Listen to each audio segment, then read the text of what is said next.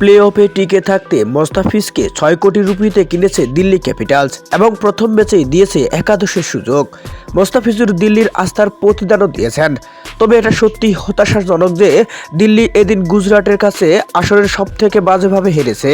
যা হোক, এদিন প্রথম ৩ ওভার বোলাররা বেধড়ক মার খাওয়ার পর মোস্তাফিজকে চতুর্থ ওভারের বোলিংয়ে আনেন অক্ষর প্যাটেল। আর এই প্রথম ওভারেই কোনো রকম বাউন্ডারি না দিয়েই মাত্র ৬ রান দেন মোস্তাফিজুর রহমান। এরপর পাওয়ার প্লেতে দ্বিতীয় ওভার করতে এসেই এই ওভারে একটি ৪ সহ মোট রান খরচ করেন ৭। তৃতীয় ওভারে অবশ্য ভালো বোলিং করতে পারেননি মোস্তাফিজ।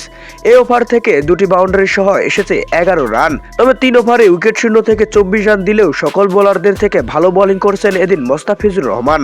মোস্তাফিজের ইকোনমি রেটটা ছিল মাত্র ৮। গুজরাটের কাছে এমন বাজেভাবে হারার পর বোলারদের উল্লেখ করে অধিনায়ক অক্ষর প্যাটেল বলেন, এটা হতাশাজনক যে কোনো বোলারই আজকে উইকেট নিতে পারেনি। মোস্তাফিজ আমাদের প্রত্যাশা পূরণ করেছে, ও ভালো বোলিং করেছে। আমার মনে হয় পরবর্তী ম্যাচে আমাদের বোলিং আর ফিল্ডিং নিয়ে আরো ভাবতে হবে। প্রিয় দর্শক, মোস্তাফিজের বোলিং আপনাদের কাছে এদিন কেমন লেগেছে জানাবেন অবশ্যই ভিডিওর কমেন্ট বক্সে।